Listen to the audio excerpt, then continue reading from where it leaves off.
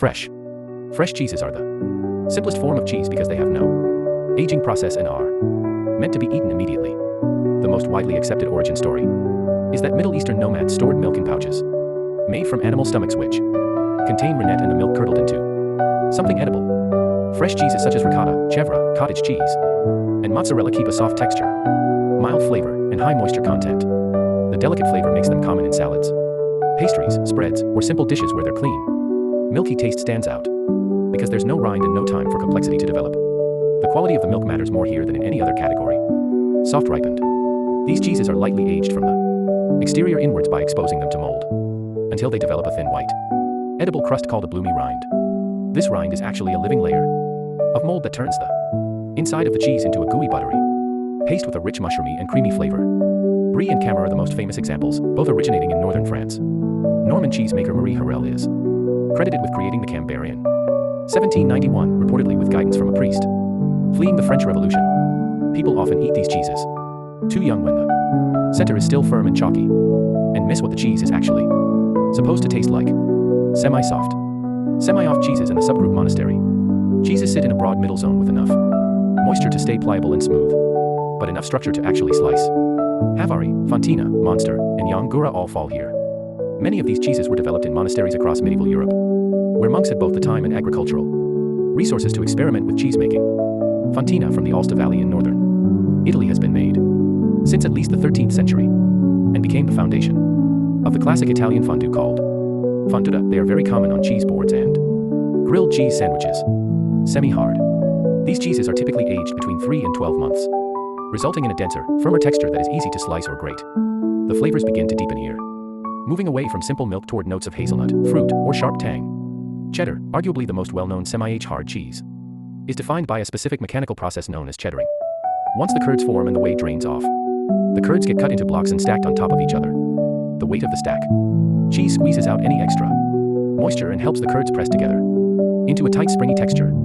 Conti, made in the Jura Mountains of France, is one of the most consumed cheeses in the country and requires milk from Montbéliard cows grazed on mountain pastures, meaning the flavor literally changes with the seasons. These cheeses are strong enough to pair well with wine or beer. Hard. After aging a semi-hard cheese for another year or two, the moisture drops so low that the texture becomes granular and crumbly, resulting in a hard cheese that is often aged for a few years. These cheeses have tiny, crunchy protein crystals that form as the cheese matures. Parmigiano Reggiano, Manchego, and Pecorino Romano are common examples that are treated like a seasoning, grated over pasta or shaved thin. When a hard cheese wheel is ready, an inspector taps it with a small hammer and listens for the right acoustic quality. A dull sound can mean that there is a void inside, and the wheel might be rejected. Blue cheeses are deliberately infected with a mold that creates the distinctive blue-green veins running through the paste. Unlike white molds which grow on the surface, blue molds grow within the air pockets of the cheese. Most blue cheeses are also needled, meaning the wheels are pierced with long metal rods to let oxygen flow through the interior, which is what allows the mold to grow.